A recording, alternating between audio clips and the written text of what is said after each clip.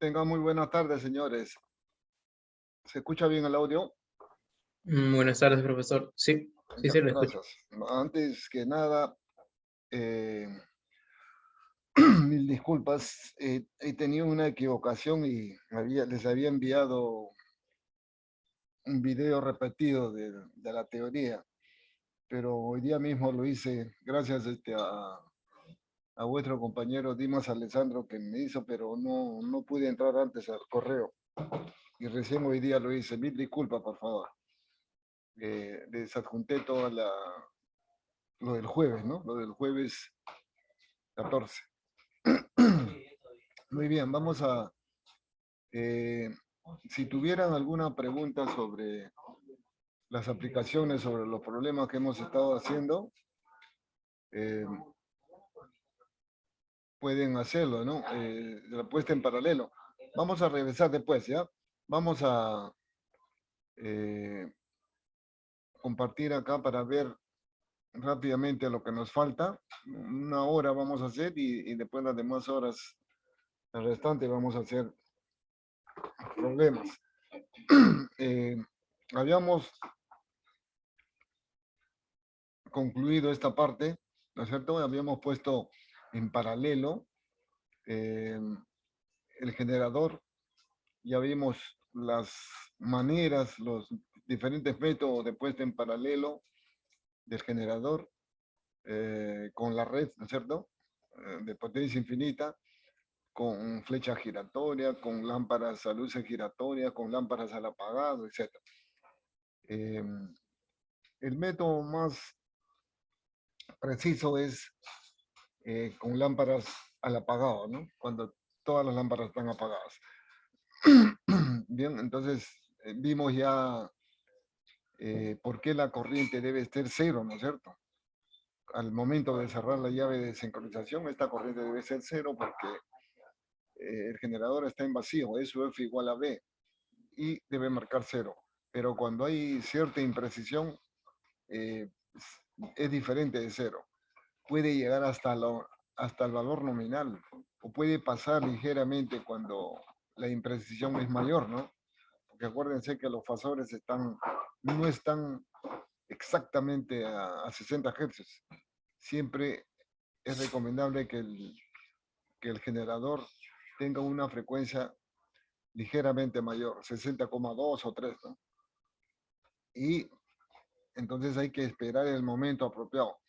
De repente, cuando cerramos eh, el preciso momento del cierre de la llave de sincronización, de puesta en paralelo, no ha ocurrido cuando exactamente estaban en fase, sino ya había un desfasaje entre la tensión del generador y el de la red, de cada fase, ¿no?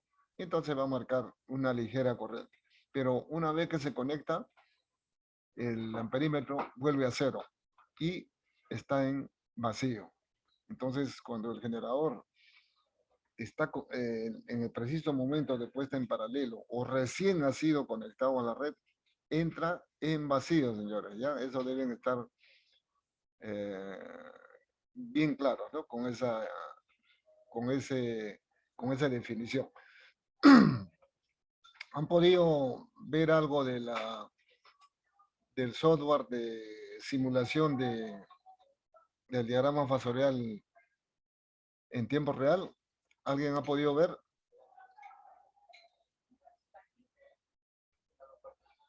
¿Aló? ¿Han podido ver o no? Por mi parte, no, profesor. Ya, ¿alguien ha podido manipular eso? Nadie. Qué raro. ¿Han intentado? ¿No se puede o es que no lo han intentado?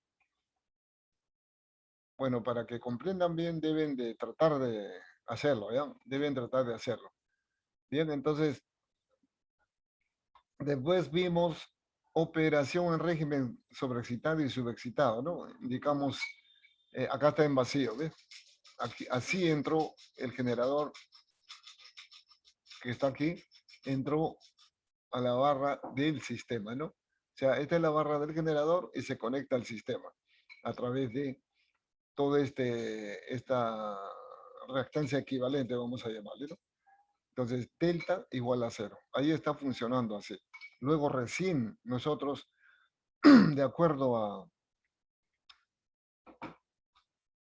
a la manipulación que efectuemos, puede variar SUF o puede variar el ángulo delta. Para variar SUF, aumentar o disminuir respecto a B, lo que tenemos que hacer es regular la corriente de excitación. Y para regular el ángulo delta, para que trabaje como generador, es decir, delta mayor que cero, SUF se adelanta con respecto a B, tenemos que elevar el torque mecánico del motor primo. Luego, si queremos que trabaje como motor, simplemente tenemos que disminuir el torque mecánico. O sea, en una central hidroeléctrica, por ejemplo, disminuir el caudal de agua. Y se retrasa SUF junto con el eje Q y D, se retrasa de B. Delta va a ser negativo y va a estar como motor. Por eso en algún momento hemos hablado de una falla que puede existir en los generadores que operan en el sistema, ¿no? Sobre todo de los generadores que operan en las centrales térmicas. Cuando se puede motorizar, ¿no es cierto? Es muy más probable que suceda en una central térmica. Cuando el generador está operando en forma normal, de repente se corta el fluido, es decir, el combustible, y es como si estuviera perdiendo el motor primo, es como si estuviera desconectándose el motor primo y este motor pasa, el generador pasa a régimen de motor. Entonces, actúan las protecciones, por supuesto, ¿no? Eso es protección de un relé de potencia inversa, se llama, ¿no? Muy bien. Entonces, ya vimos el régimen de compensador cuando trabaja así como lo dice su nombre, compensador síncrono, en régimen de capacitor, cuando entrega potencia reactiva a la red. Está sobreexcitado la máquina. Y también cuando consume en horas fuera de punta, ¿no? O mínima demanda. El otro es en horas de máxima demanda. Luego pasamos a ver régimen de generador. Ahí está.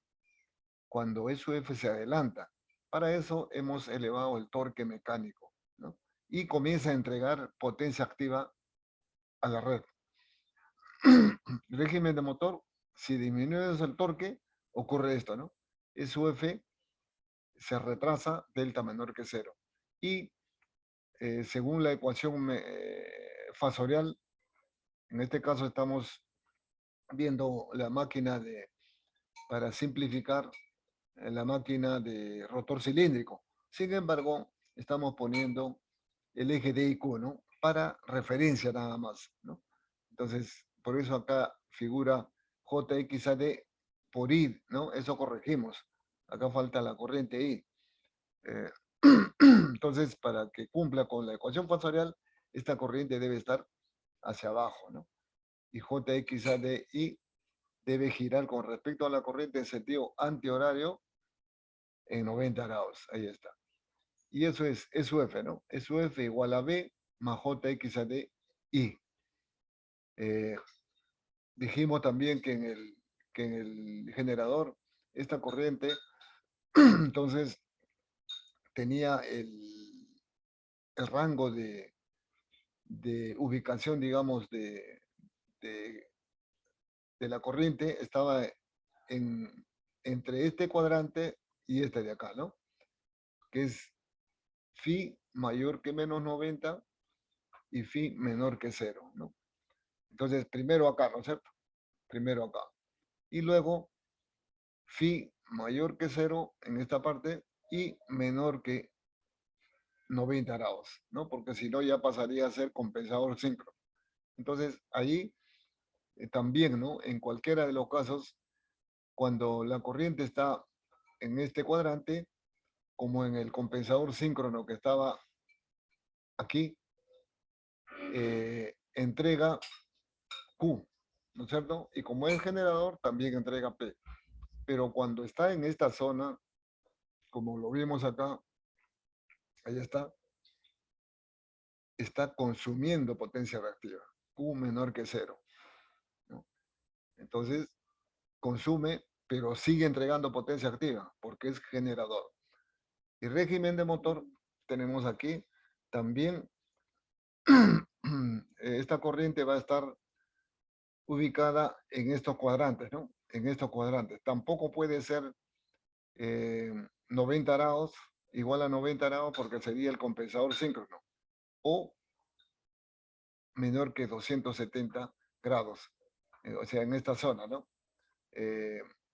O sea, aquí, 270 grados. No puede ser porque sería un compensador subexcitado, que se estaría comportando como aquí, como esto, ¿no? Como esto estaría. Muy bien. Entonces, el motor, esto lo estamos deduciendo a partir de la operación como generador, ¿no? Estamos viendo, disminuyendo el torque mecánico. Entonces, formalmente, nosotros lo que hacemos es invertir esta corriente, la invertimos y aquí va a estar con signo menos JXAD por I y menos SUF fasor, ¿no? Y aquí ya no va a ser tensión del generador, sino tensión del motor o de la barra donde se está conectando. ¿Ya? Entonces, tensión del motor o del punto donde se está conectando. Delta ya va a ser ya no del generador, sino delta del motor. Entonces, para eso pasamos formalmente, ¿no? El motor síncrono. Entonces, para pasar, el motor síncrono, ¿cómo funciona? Acá está la excitatriz, que también tiene el generador, es la misma, está conectado en su mismo eje, ¿no? Está acoplado, un generador de corriente continua normalmente, y a través de ahí viene de la armadura de continua, viene hacia los anillos rozantes y entra a los polos, ¿no? Al devanado de excitación. Entonces, para que opere como motor esto, se le tiene que alimentar tanto por el estator como con corriente alterna, o sea, conectar a la red, ¿no? A la red y alimentar el devanado de excitación con corriente continua. En ese momento aparece la interacción de los dos campos y aparece un torque electromagnético que impulsa al rotor, ¿ya? Entonces aquí dice, los campos electromagnéticos existentes en el motor son los mismos tipos estudiados en el generador. El rotor, el campo de excitación y el campo de armadura siempre estarán en sincronismo, sea motor o generador, ¿no? N del motor es igual a N del campo o de sincronismo. En principio, dice, las partes constructivas de un motor y sus componentes no se diferencian del generador.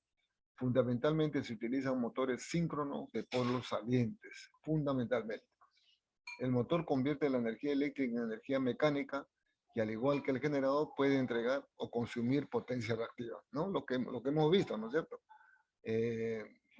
Donde hemos comenzado a ver aquí, eh, si es que está en este cuadrante la corriente, a partir de este diagrama, ¿no?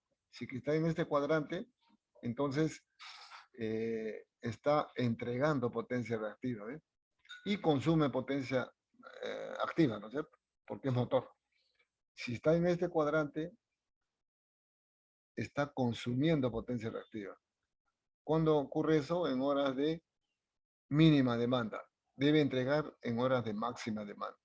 Y la potencia activa siempre la va a consumir porque es motor.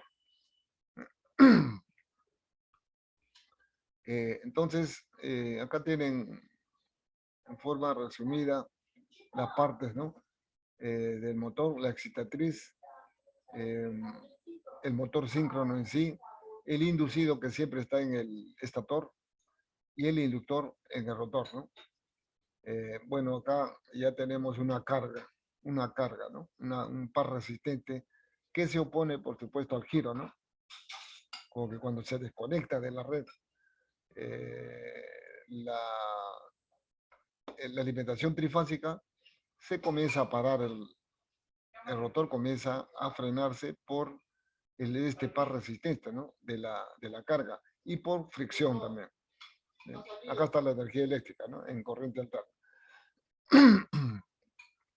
Dice, al alimentar con corriente DC el devanado de excitación o el inductor y con corriente AC al devanado de armadura inducido, no se produce el suficiente torque de arranque. Eso también una cosa muy importante que deben ustedes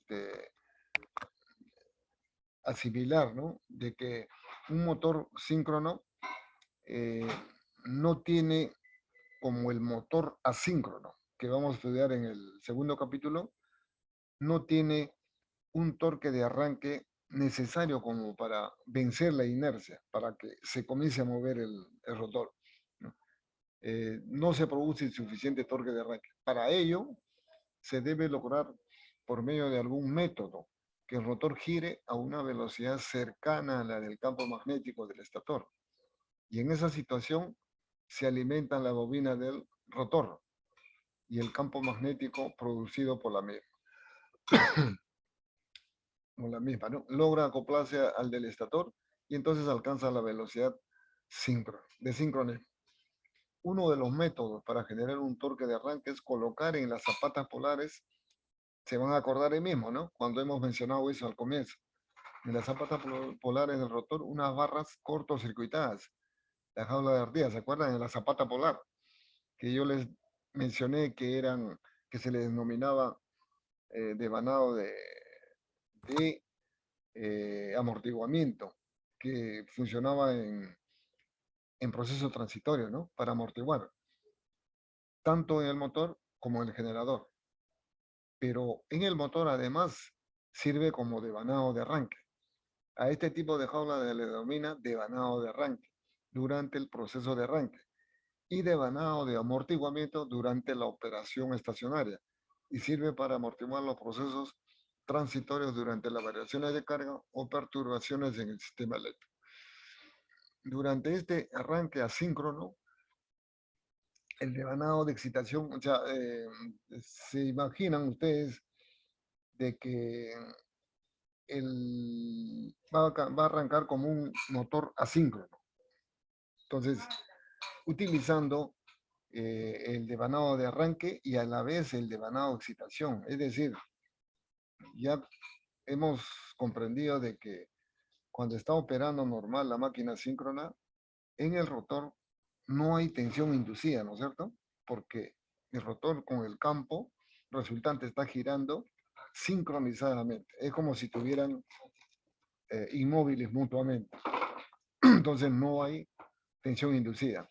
Pero apenas haya una diferencia de velocidad, inmediatamente aparece tensión inducida, no solo en el devanado de amortiguamiento, sino en el devanado de excitación también.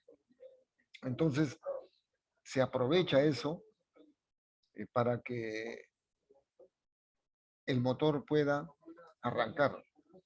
Las barras de cortocircuitadas o de amortiguamiento, ya eso está cerrado, ¿no es cierto? A lo largo de, de las ranuras puestas la zapata polar y los anillos, los segmentos que los cierran por ambos extremos, ¿no? Que puede ser en la zapata polar o totalmente a todo alrededor de la máquina.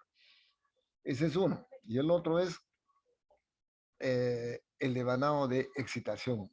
O sea, en el devanado de excitación también se cierra, pero a través de una resistencia. Porque si lo cerramos así puramente el devanado de excitación, lo cerramos, ¿para qué lo estaríamos cerrando? Para que aparezca corriente, ¿no es cierto? Porque tensión inducida va a haber. Y esa tensión inducida va a ser grande y puede dañar al devanado de excitación. Para eso se pone una resistencia en serie, apropiado para que ocasione una caída de tensión y no se dañe el devanado de campo. Pero estaría participando en la creación del torque de arranque. Entonces lo que tendríamos es, a ver, vamos a graficar acá.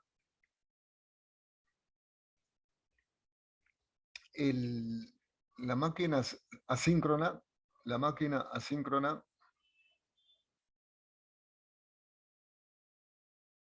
tenemos acá el torque y acá tenemos el deslizamiento.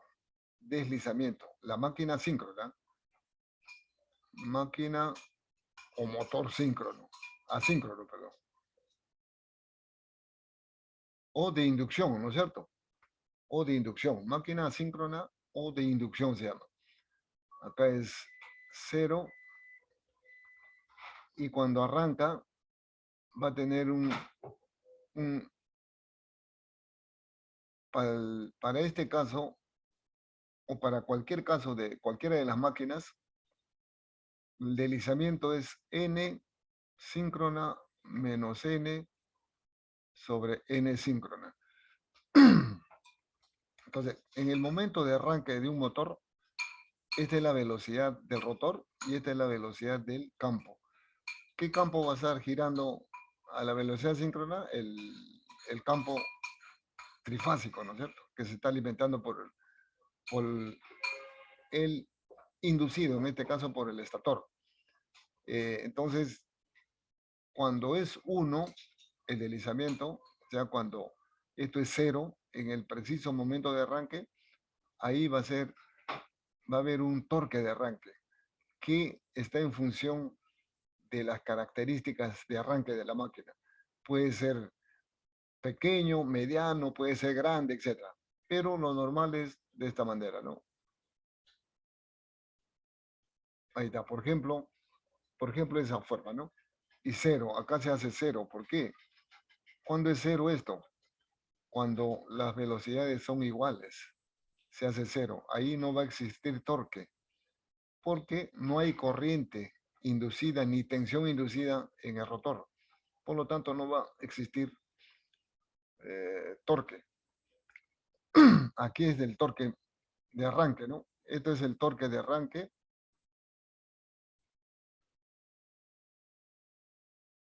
Torque de arranque. Acá tenemos un torque máximo. Y de repente, suponemos que es una carga, por ejemplo, de una bomba de agua o un compresor, más o menos tiene este tipo de, ¿no? Esto es el torque de la carga. Torque de la carga, ¿no? Y el punto de operación será este, ¿no? Ahí. Pero estas máquinas poseen un torque de arranque necesario para arrancar, ¿no? Inclusive con carga, sin carga, etc. Pero la máquina síncrona,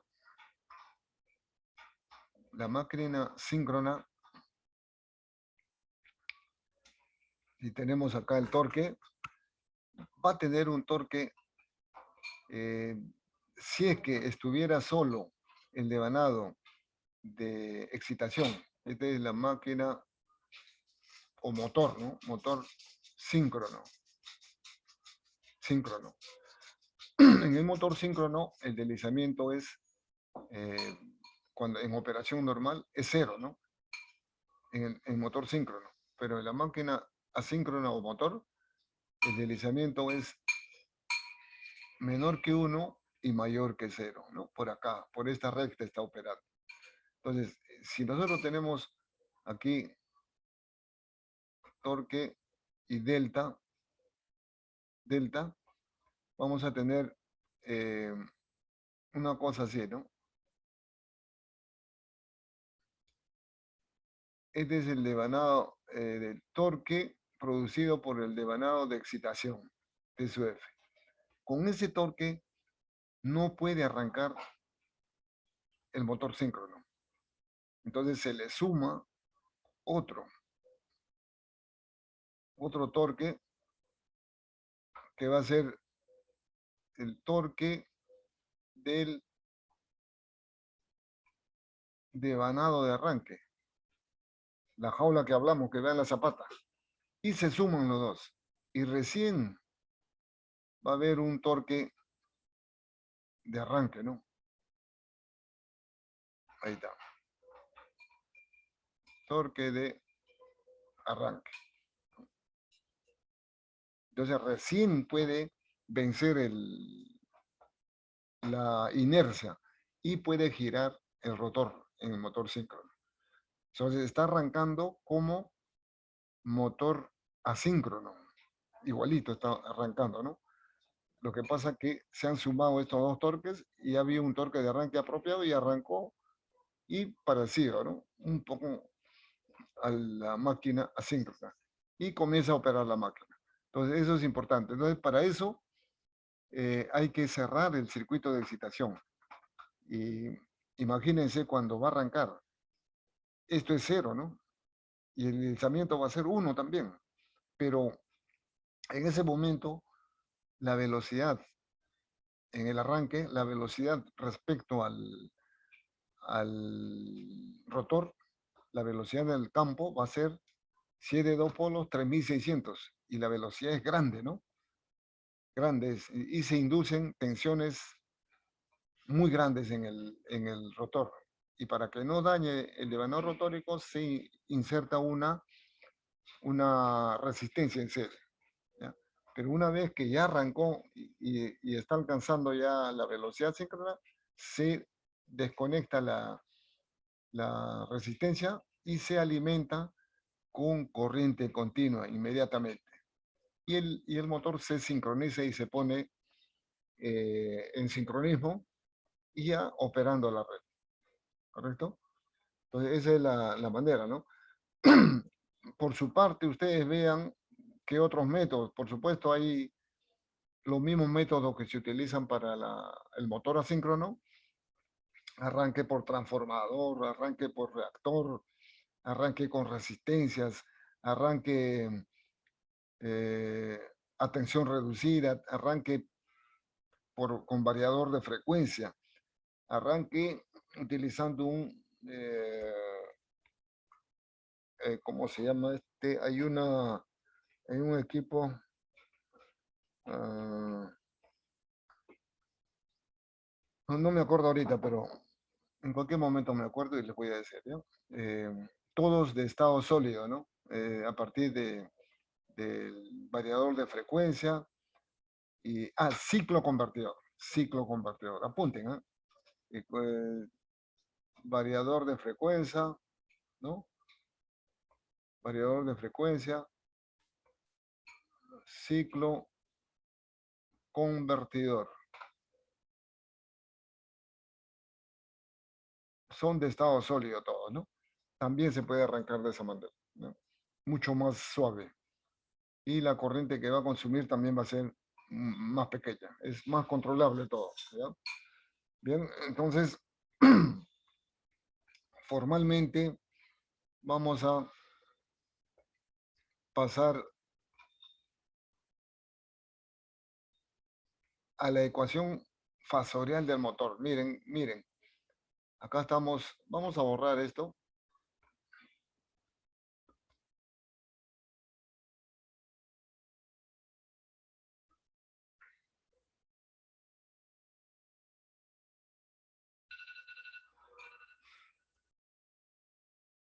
Vean.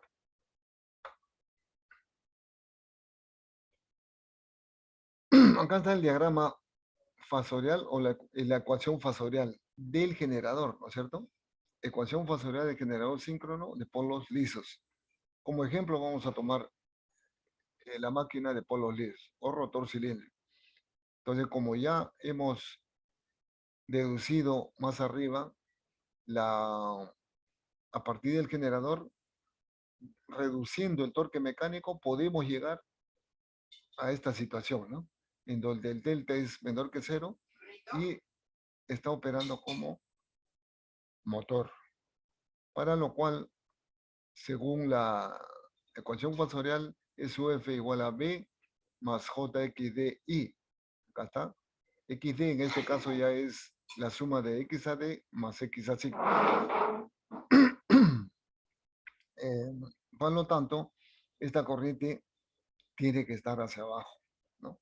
Y para que se cumpla esta ecuación. Entonces, ¿qué hacemos nosotros para simplificar y poder tener una comparación más objetiva entre el motor y el generador? Hacemos lo siguiente, miren. La ecuación fasorial del generador síncrono lo multiplicamos por -1, todo. Y queda menos SUF igual a menos B va a estar acá, menos JXDI, ahí está, pero menos B es igual a B del motor. Ya va a ser la tensión en los bornes del motor. Entonces, ¿eso qué significa eso? Significa invertir el sentido de la corriente, miren, con respecto a esto. Hemos invertido el sentido de la corriente a 180 grados y acá está, ¿no? Las tensiones son iguales, ¿no? B y SUF, por ahora. Entonces, ya esto se convierte en B del motor, que es a menos B, ¿no es cierto? Y acá menos JXDI y esto menos SUF. Aquí tienen entonces la ecuación fasorial del motor síncrono de polos lisos o rotor cilíndrico y su diagrama fasorial. ¿Ya? Este es el diagrama fasorial. Lo único que hay que hacer es multiplicar por menos a la ecuación del generador y considerar que menos B es B del motor. ¿Ya? Pasemos aquí entonces. La ecuación de diagrama fasorial del motor síncrono. Polos lisos, ahí está, ¿no? La ecuación que acabamos de tener. Y motor síncrono sobreexcitado. Miren, si nosotros, estando acá, elevamos la corriente de excitación del motor síncrono, ¿qué va a pasar? Menos SUF va a crecer, ¿no? Va a seguir creciendo. Este menos JXDI va girando hasta el final de SUF y puede estar por acá. Entonces la corriente, por lo tanto, también se va a ir hacia acá, ¿no? Se va acercando a ser capacitivo, ¿no es cierto? Una corriente capacitiva. Corriente inductiva estaría por acá. Entonces, miren qué va a pasar entonces. SUF, acá está. ¿Qué cosa hemos hecho? Hemos elevado la corriente de excitación. Por eso decimos que es el motor síncrono sobreexcitado. Sobreexcitado. Acá está la corriente, ¿no? El ángulo phi-SUF, el ángulo de factor de potencia del motor, el ángulo psi que conocemos entre la corriente y el SUF, y el ángulo de carga del motor. Acá tenemos para la máquina de polos salientes, para el motor de polos salientes. Miren, cuando teníamos la ecuación fasorial completa, ¿no es cierto? La ecuación fasorial completa de Pottier en si nosotros lo multiplicamos por -1 todo esto se convierte en B, SUF igual a B más RA por I más XQ y Q más JXD y D. Eso es del generador, pero este es del motor. Entonces, no estamos despreciando RA, ¿no? Esta es la ecuación, entonces, completa de la ecuación de Pottier para el motor síncrono de polo saliente. Y la ecuación fasorial variada, ¿no es cierto?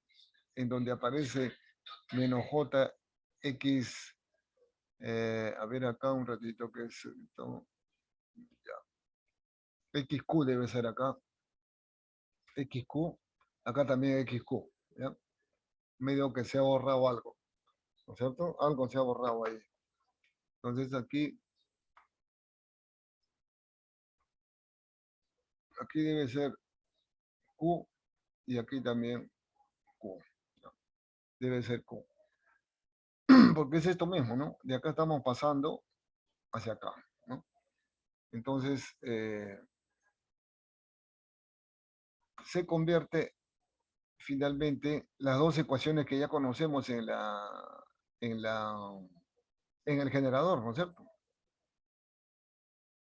Pero acá está apareciendo RA. Si nosotros despreciamos RA, también lo mismo que el generador.